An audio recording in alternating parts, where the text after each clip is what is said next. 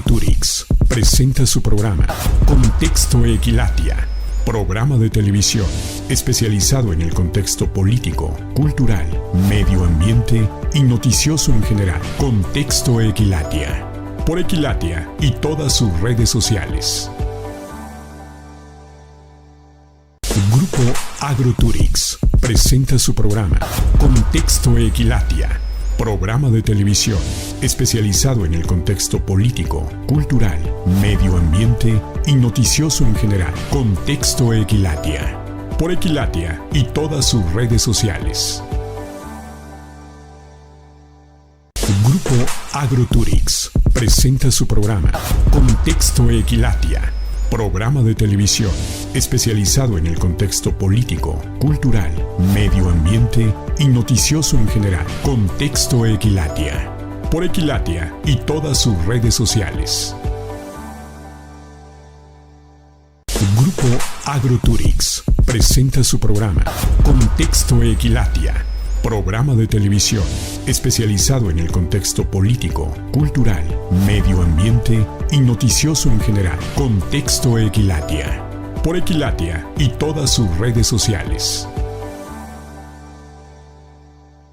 Grupo Agroturix presenta su programa Contexto Equilatia, programa de televisión especializado en el contexto político, cultural, medio ambiente y noticioso en general. Contexto Equilatia, por Equilatia y todas sus redes sociales. Grupo Agroturix presenta su programa Contexto Equilatia, programa de televisión especializado en el contexto político, cultural, medio ambiente y noticioso en general. Contexto Equilatia, por Equilatia y todas sus redes sociales. Grupo Agroturix presenta su programa Contexto Equilatia, programa de televisión especializado en el contexto político, cultural, medio ambiente y noticioso en general. Contexto Equilatia, por Equilatia y todas sus redes sociales. Grupo Agroturix presenta su programa Contexto Equilatia, programa de televisión especializado en el contexto político, cultural, medio ambiente y noticioso en general. Contexto Equilatia, por Equilatia y todas sus redes sociales. Hola, muy buenos días. Este es su programa Contexto Equilatia. Soy Armando Ledesma y es un gusto saludarlos. El día de hoy es un día muy especial. Está con nosotros Paco Rojas. Mucho gusto, Armando. Muy bien, bienvenido, doctor. Al contrario, gracias por invitarme. Él es precandidato. No, ya soy candidato. Ya candidato. Soy el candidato a la presidencia de Tuxtla Gutiérrez por el Frente. Por el Frente. Así es correcto. Que agrupa a tres partidos básicamente, que es PRD, el PRI y el PAN. Es aquí. correcto, así es. Antes de hablar de política, me gustaría que nos platicaras de la persona. ¿Quién es Paco Rojas? ¿Dónde nació? ¿Cuál ha sido su vida en breve? A lo más concisa que puedas. ¿Quién es Paco Rojas? Al contrario, yo soy un conejo como cualquier otro en Tuxtla, con cualidades y defectos, con aciertos, desaciertos, como cualquier ser humano. Nací por circunstancias que mi papá hacía su especialidad en Estados Unidos. Nací en Estados Unidos, en Baltimore, Maryland, en 56. Pero de 6 meses me trajeron para Tuxtla Gutiérrez y estuve estudiando en una escuela militarizada porque mi papá no me aguantaba y me mandaron a una escuela militar. Ahí estuve 4 años. Aquí ¿en qué parte fue la escuela militar? Estuve en una escuela que ya no existe, que se llama Universidad Militar Latinoamericana, ¿sí?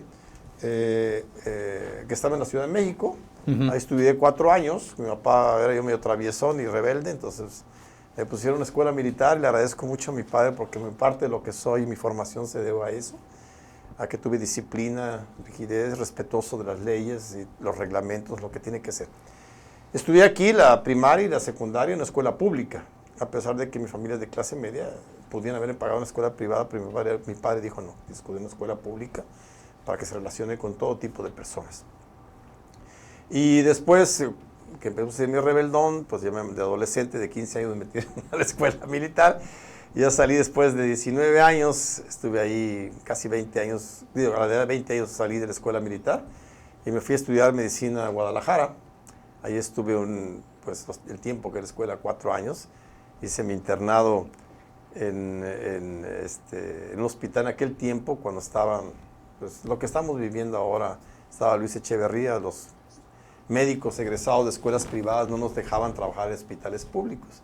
Así que lo que nos quedaba más que hospitales privados o la Cruz Roja. Así que estuve en la Cruz Roja de Tijuana 1 año y el servicio social lo hice así en Pujitic, en el Seguro Social. Y de ahí me regresé a Guadalajara a hacer la especialidad.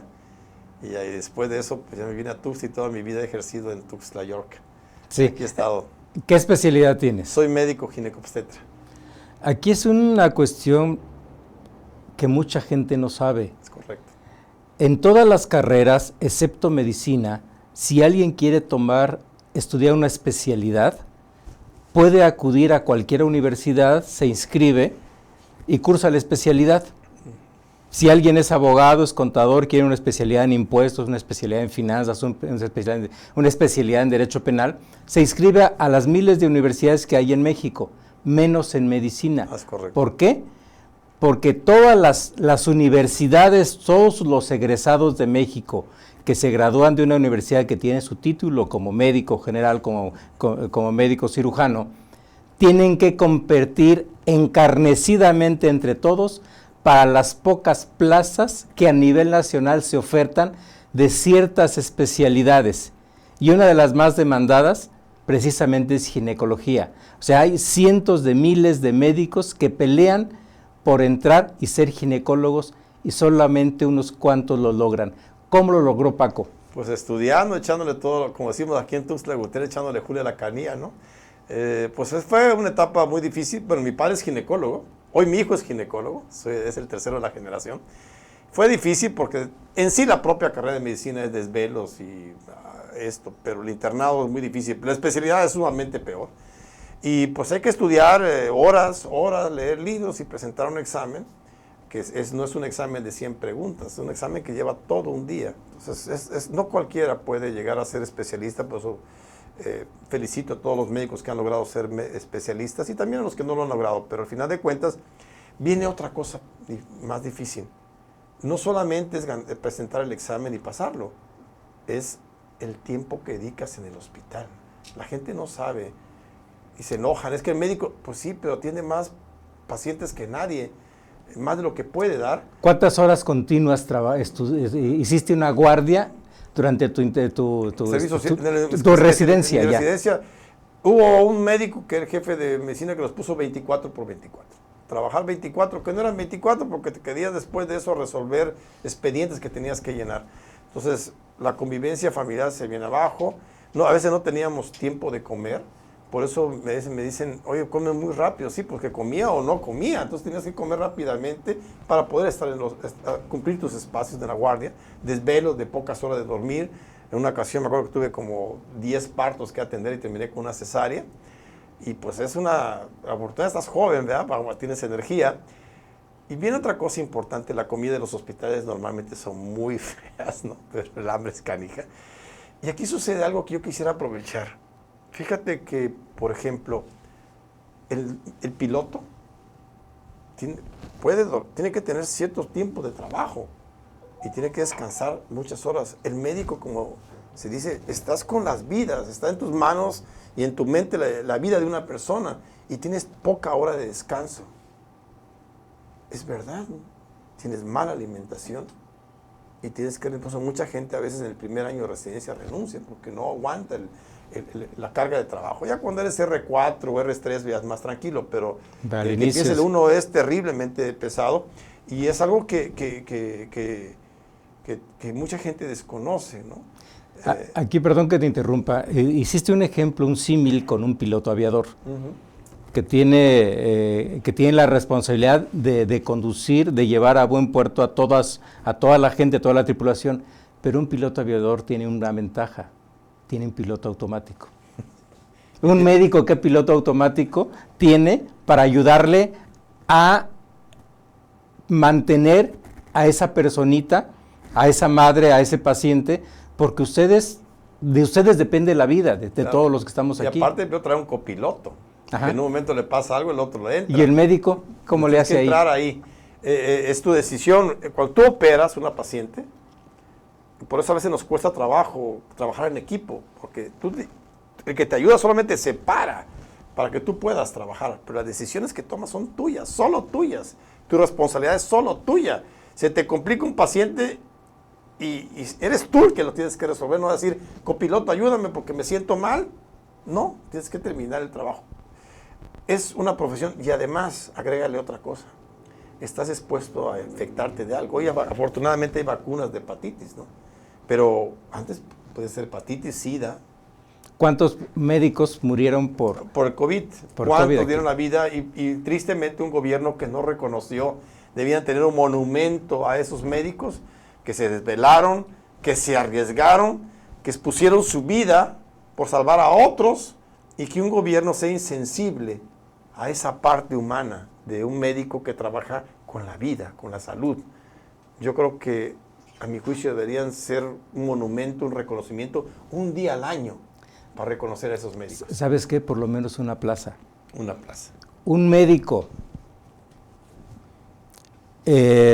médico general, internista, endocrinólogo, con maestría en ciencias médicas, doctorado en ciencias médicas, no tiene al día de hoy una plaza en el Instituto ¿sí? Nacional de Nutrición. Y además, cuando fue la cuestión de COVID, no le dio ningún apoyo, terminó después de una jornada de casi 30 y tantas horas, baja a que le den de comer y no le dan de comer porque no tenía plaza. Es correcto, es una injusticia permanente. Es una injusticia, el sueldo de un médico residente es una miseria. Realmente, para lo que trabaja, el gobierno se ahorra millones y millones de pesos con médicos residentes que están sacando la chamba diariamente y exponiendo su vida a un contagio, o inclusive ahora a ser agredidos. Hay médicos que han sido asesinados en las comunidades por el narco. No solamente eso, hoy mi papá dice una frase que me encantó, que dice, el médico, si salva a un paciente, gracias a Dios mío, si se muere el paciente, tú lo mataste. Y sacan su palabra negligencia, sin sepan qué es negligencia, y se murió un paciente porque estoy seguro, hermano, estoy segurísimo que ninguno que está operando, tomando una decisión, va con un de bisturí, órale, muérete. No, eres ser humano, no eres Dios. Y estás con un estrés y ves el sufrimiento cuando se te muere un paciente. Dejas de comer 2 días, de la tristeza, del dolor, de saber que hiciste lo que podías y ese paciente se murió. Y viene la familia y te reclama y te demanda. No, es muy injusto el trato que da la sociedad y los gobiernos a los médicos. Ahora, esa formación militar, esa disciplina que se robustece con la formación y la exigencia que tienes como médico especialista y la responsabilidad que tienes al tener vidas en tus manos, la trasladamos a la parte política. ¿Por qué está ese enfoque ahora de ayudar a la gente? Porque un político debe de ser político para poder servir a la comunidad. Y tú ya fuiste alcalde Es correcto. de Tuxtla. ¿Qué hiciste y por qué ese cambio? ¿Por qué te enfocaste? ¿Qué te invitó o te motivó a entrar a la política? En primer lugar, mi papá se metió a la política, fue el primer presidente municipal por el PAN en 76. Y vi todas las injusticias que vivió, cómo le recortaban el presupuesto y todo, y a pesar de eso hizo un buen papel, dejó las arcas llenas de dinero, cuando él lo recibió no había nada, y fui su lucha, que se metió a él por la democracia. Mi papá tiene 96, afortunadamente vive, y con una lucidez mental increíble, y vi esa injusticia, pero sucedió algo importante, y te lo quiero compartir, hermano. Yo criticaba mucho a mi papá, oye, ¿para qué te metes? O sea, no tenemos necesidad, nosotros vivimos bien. Mi papá tiene un hospital. ¿Para qué te metes, pues? Y lo criticamos mucho. Y ese es el problema, que la gente dice que la política es así porque vos lo permitís, porque vos no participas. Ese es el problema. Pero en 94, a mí mi papá me dijo, porque aparte mi papá me enseñó muchas cosas. O sea, tenía un rancho que tenía hipotecado y le dije, lo quiero recuperar. Paga la mitad de la hipoteca y yo te doy la otra parte y te quedas con él. Empecé de cero en ese ranchito. Llegué a tener 40 vaquitas, sembré 1000 árboles maderables, hice 1 hectárea de aguacates Hass, y empecé a hacer quesitos, y con el suelo de los quesos alimentaba a unos puercos y el excremento de los puercos fertilizaba. Estaba a punto de hacer una pequeña presa para empezar a criar carpa, porque es frío ahí. Y tuve la ilusión en un lugar, ahí me voy a venir a vivir de viejo. Pero no contaba con este país, que el emprendedor, el que quiere, aspiracionista, como nos dicen, no es bien visto. Pues es un fifí, es un clasista, es un traidor. Y entonces, pues empecé con mucha ilusión. Me iba los sábados temprano, hice un radio para comunicarme con mis pacientes, porque estaba en un lugar hermosísimo el lugar. Y vino el 94, me intentaron invadir 2 veces, los fui a sacar, y mi familia me presionó para venderla. Te quiero comentar algo que fue muy doloroso para mí. El día que entré, tuve mi primera reja de aguacates Hass. ¿Y sabes cuál fue lo peor? Que después me encontré que era mi encargado del ranchito. Y le dije, ¿qué pasó con aquella hectárea de aguacates Hass? Los tumbaron. ¿Cómo? Sí, porque no se pelearon por esa parcela, mejor los tumbaron todos los árboles en producción. Me dolió. Y dije, yo no me puedo callar. No puedo seguir permitiendo que esto siga existiendo. Pensé irme a vivir a Costa Rica, sí lo pensé, pero también pensé en qué le iba a decir a mis hijos, ¿qué hiciste por cambiar este país? Y fue cuando decidí participar políticamente, y participé como candidato a diputado local, y todo el mundo me decía, vas a perder. O sea, en ese tiempo el PRI era el partido hegemónico, único. Y dije, bueno, por lo menos voy a decir a mis hijos, di la cara. Y fue cuando participé y gané 3-1. La gente de Tuxtleca, que le tengo mucho agradecimiento, creyó en mí, confió en mí. Cambié la forma de hacer campaña. Salí a empezar a repartir solito en los cruceros mis pósters y caminar casa por casa. Ahora ya muchos lo hacen y qué bueno. Pero yo empecé con eso y eso le agradó mucho a la gente. Ver a un doctor, ciudadano, sin toda esa campaña de propaganda que usan ahora, solito repartiendo su propaganda. Y eso me posesionó mucho. Y después de eso, pues fui crítico en el Congreso. Me aflojaron las llantas de mi carro, estuve amenazado de muerte porque manifesté varios actos de corrupción. Y dije, bueno, yo ya cumplí, yo me regreso a mi consultorio, me va muy bien. Era yo el médico en aquel tiempo de moda aquí en Tuxtla Gutiérrez. Estaba yo estudiando, inclusive hacía cirugía laparoscópica, fui de los primeros que hizo la cirugía laparoscópica. Hice la primera histerectomía por vía laparoscópica en Tuxtla, en Chiapas. Pero un amigo me dijo, oye, qué bonito, ¿no? Criticás, ahora demostrar que lo podés hacer diferente, ¿no? No, ya no, ahora te pedimos que tú dé la cara, porque si fuiste capaz de criticar, ahora demuéstranos que eres capaz de hacerlo diferente. Y entonces fue como acepté, en contra de la voluntad de quien era mi esposa, mis hijos eran muy pequeños, de ser candidato a la presidencia y volvimos a ganar 2-1. Y ahí empezó un desarrollo de política, Armando, en la cual fue un alcalde y la gente que vivió hace 20 años eso, que andaba en la calle solo. Iba al supermercado como cualquier ciudadano, manejaba los domingos mi carro, porque pues, no era evento oficial. Había un parque, no sé si todavía existe, sí existe todavía, con vivienda infantil, iba con mis hijos que eran pequeños a montar los chivitos o las carretitas que habían ahí, me subía al trenecito.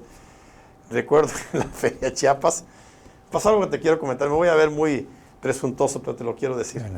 Pues yo llegué, era presidente electo, me acuerdo.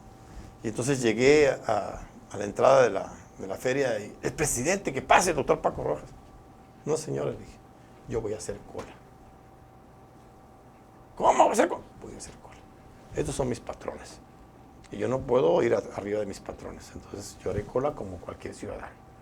Y eso hice. Y pagué mi boleto y entré como haciendo cola. Entonces ese tipo de actitudes, de conductas, creo que generó mucha simpatía en la gente. Y en la cuestión de resultados, ¿cómo fue tu gestión? Bueno, ¿Qué resultados? Me incluí mucho a la sociedad en las decisiones de gobierno. Por ejemplo, sí fue un gobierno honrado, aunque digan lo que digan. La licitación de obras, participaba el Colegio de Ingenieros, y lo pueden preguntar, la Cámara Mexicana de la Industria y la Construcción, y el Colegio de Arquitectos con derecho a voz y voto en la licitación. Por eso yo no tuve alguien que me señalara que hubo una obra para beneficiar al cuate de Paco Rojas. ¿No pusiste tu constructora? No tengo constructora. y la compra, participaba Canaco y Coparmex con derecho a voz y voto. Todas las decisiones se tomaban con la sociedad. ¿Qué puedo decirte? Que fue un gobierno, me criticaron mucho porque era un alcalde que viajaba mucho. Pero no viajaba a pasear, viajaba a buscar a los colegios, a las organizaciones que hicieran sus congresos en Tuxtla Gutiérrez. ¿Y qué les ofrecíamos nosotros? Pues les dábamos una fiesta de recepción en la presidencia municipal que se llamaba Noche Tuxtleca, y se les ofrecía tamales y se les pasaba cosas de aquí. ¿Qué hacía con ese? Decía, bueno, ¿y para qué los traes? Pues porque dejan dinero, usan taxi, rentan carros, se van a otros municipios a visitar, compran artesanías, van a los restaurantes, dejan dinero, que es lo que hace falta. Yo fui a buscar al embajador de China. Hicimos la semana de la cultura china, desfilaron dragones y leones chinos que jamás mucha gente había visto. Pero lo fui a buscar, no venía a buscarme a mí. Y así fui a buscar al embajador de Egipto, al embajador de España, y se hicieron las semanas. Hermanamos a la ciudad de Tuxtla, que nunca se había hecho, con otras ciudades de fuera, como Guatemala o con Amarillo, Texas, que hicimos una excelente relación. Vine el alcalde de allá hasta acá. Y yo fui para allá, sembramos un árbol como un recuerdo de esa hermandad. No participaba el gobierno en las decisiones, era la sociedad civil que se relacionó con la sociedad civil de Amarillo, Texas. Hicieron. ¿Qué ganamos? Nos dieron un camión para discapacitados, nos dieron un camión de bomberos que no pudimos pasar, vino un grupo de estudiantes de Estados Unidos aquí y un grupo de estudiantes se fueron para allá, nos dieron una biblioteca. Lamentablemente no hubo continuidad y se vino para abajo. ¿Y cómo era la seguridad en ese entonces? Puedes preguntarlo. Era una ciudad, por eso ayer hice un video que decía, ¿cómo añoro ese Tuxtla? Ordenado, con seguridad, con desarrollo, y por eso limpia la ciudad. No está limpia la ciudad hoy, pero teníamos impecable una manifestación y atrás venían barriendo todo. Teníamos policletos, los policías que andaban en el centro de la ciudad, que eran excelentes para aquellos que roban bolsa, para que arrancan cadenas, o ellos tenían. Teníamos además el DIF municipal, lo incorporamos y tenía su propio presupuesto para que no dependiera de decisiones. Y ese DIF tenía desayunos escolares de nuestros propios recursos, con una empresa chiapaneca. Y puedes preguntar a los maestros. Hicimos obras de aulas como nadie lo había hecho. De esas relaciones que dicen que viajé, un día fui, pues soy medio mitotero, y me reuní y estaba el director nacional de Banamex y me dijo, oiga, escuché que iban a cambiar todo de decoración a los bancos. Le dije, oye, regálame los muebles, las computadoras. ¿Cómo si yo te doy un deducible? Entonces, 3 trailers trajimos de escritorios, de anaqueles, de computadoras, de aquel tipo de máquina de escribir, y todas esas se donaron a escuelas. Eso es lo que tiene que hacer un presidente municipal. Ir a buscar recursos. Recuerdo algo importante. Me emociono porque me apasiona esos momentos, porque lo hice de corazón. Por ejemplo, hicimos un programa que los hay, pues hay que ir a buscarlos, que se llama la colonia ahora Paulino Aguilar. Esa colonia se hizo tripartitamente. El gobierno del estado dio el terreno. El gobierno municipal que yo encabezaba dio el drenaje, agua potable, electrificación y calles. Y el gobierno federal dio el pie de casa. Entonces se entregó una colonia para que alguien empezara con mensualidades sumamente baratas. Eso es lo que tiene que hacer un alcalde. Sí. Había lo que se llamaba el miércoles ciudadano. Yo bajaba con todos mis funcionarios y ahí se tomaban las decisiones. Y también si me decían, es que este señor me pidió dinero, ahí mismo lo corría. Fue un gobierno honrado, aunque digan todo lo contrario. Dejamos dinero en finanzas claras. En ese tiempo el PRI que gobernaba, el gobernador que era de otro partido, y me hizo 6 auditorías, 6, y todas salimos limpias, sin ninguna observación. Me rodeé de gente más capaz que yo, gente que algunos ni conocía yo.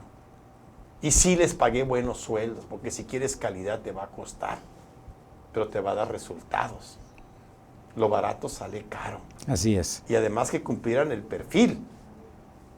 Por ejemplo, me acuerdo bien, el secretario de Obra Pública y el secretario de Desarrollo Urbano fueron avalados por la Cámara. Aquí está la propuesta mía. ¿Lo avalan o no lo avalan? Sí, lo avalamos, ok, entra. No, no. Y otra cosa que hice, creo que me dio buen resultado, es que si, por ejemplo, te nombraba a ti Armando, vas a ser tu secretario, no te voy a mandar gente, nombra tu gente. Yo quiero resultados. O sea, libertad para...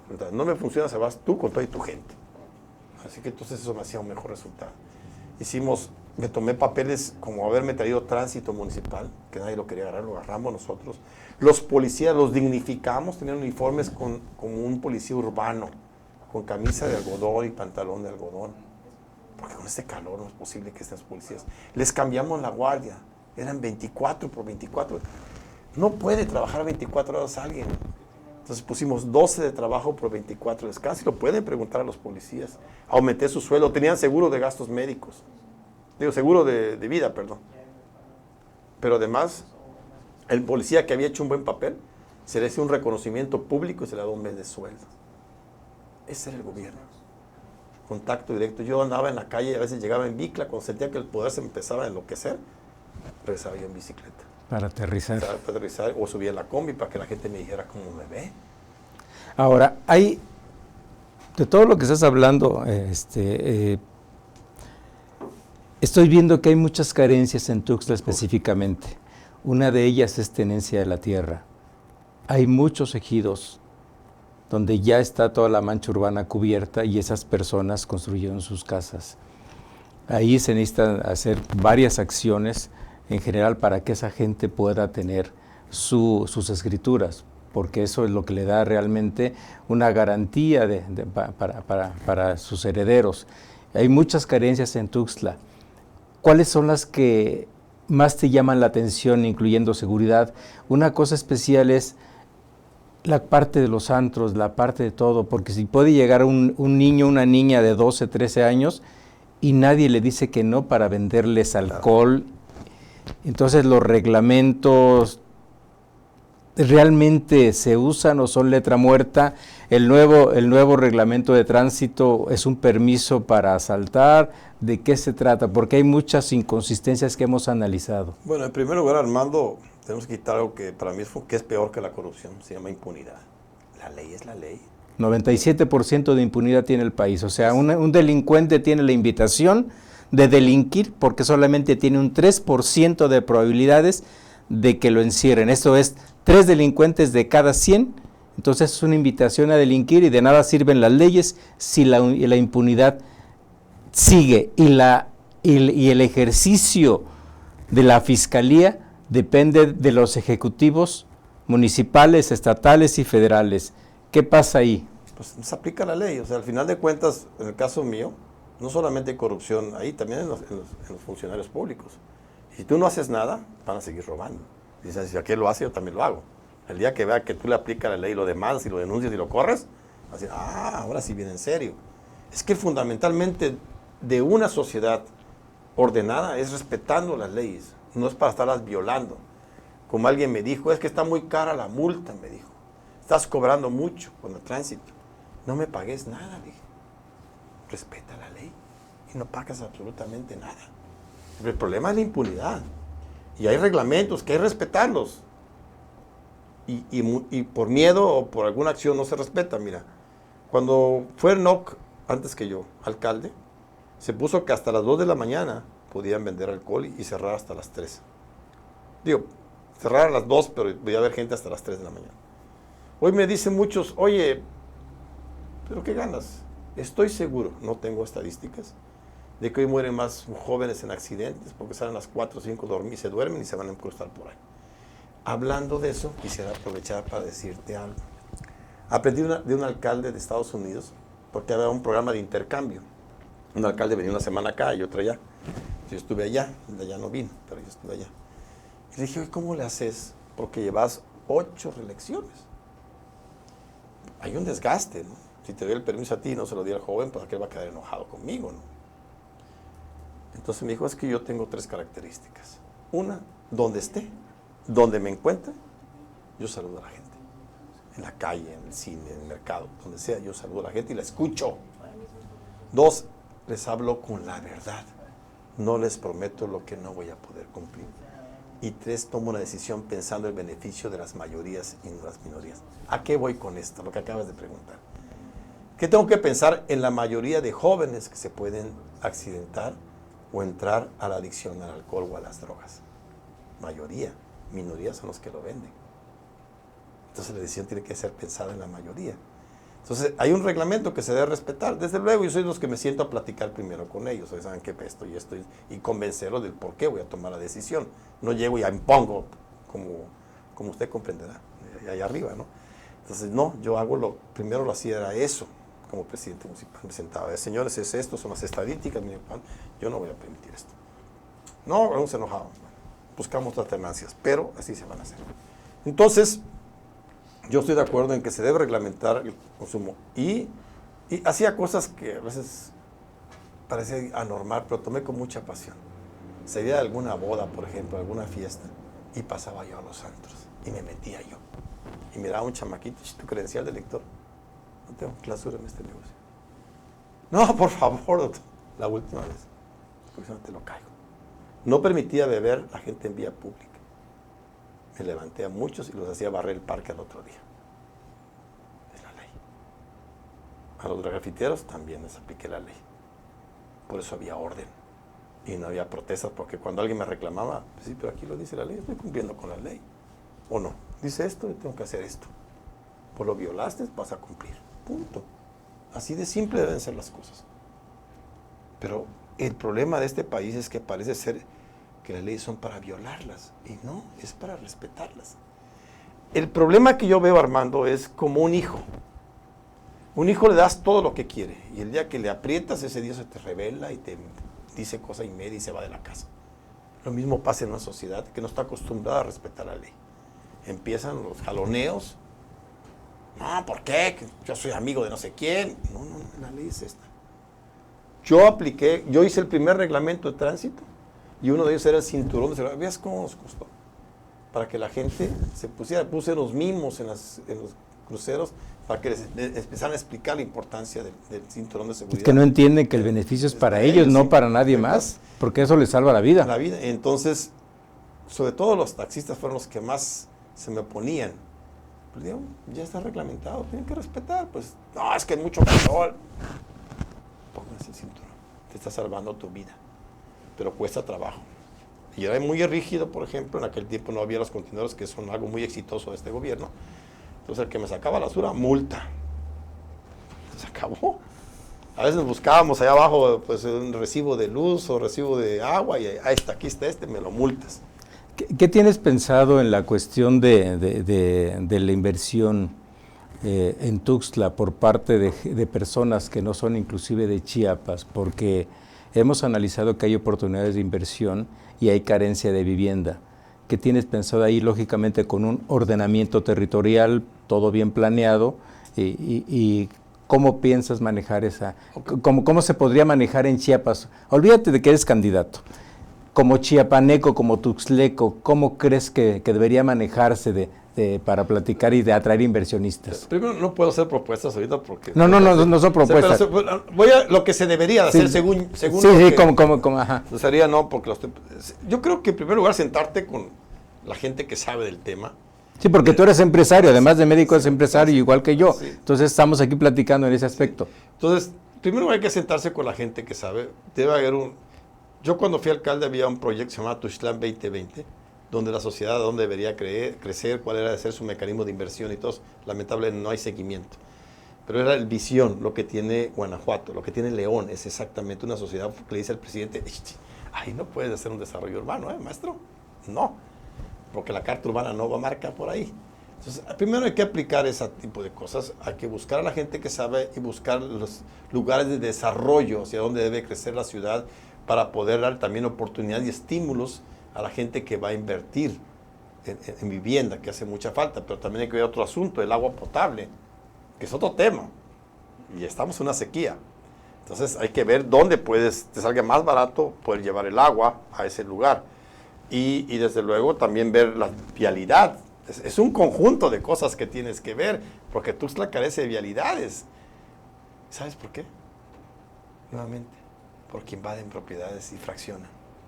El día que haya un reglamento y ley que diga el que me fraccione se va al bote, así se va a poner en orden. Ahorita yo, por ejemplo, circulando aquí en Tuxtla, por donde quiera veo que están nuevamente a la parte de ejidos. Toman ejidos, los fraccionan y los lotifican y los empiezan a vender, y no hay nadie que les clausure. ¿no? Y le dejan una bronca al municipio, porque el municipio va a tener que hacer la calle, va a tener que ponerle drenaje, va a tener que ponerle agua potable y va a tener que electrificar. Es un gasto importantísimo que tiene el gobierno municipal. Te voy a dar un ejemplo. Había una colonia que se llama Insurgentes arriba de la Patria Nueva. Yo era alcalde y nos tocó poner el drenaje. Nos salió carísima la obra. Con lo que se invirtió ahí, hubiera salido más barato darle en los Laureles un lote a esas personas. Porque había una gran roca que los martillos se quebraban de la roca para poder. Entonces, ¿por qué? Porque no hay una planificación de desarrollo. Porque no se aplica la ley. Tú no puedes fraccionar o tú no puedes, porque en mi terreno yo pongo una callecita y ya. No, señor. Parece ser que se beneficia a los que violan la ley y a aquel que quiere construir conforme marca la ley, le pones todos los peros para que no pueda invertir.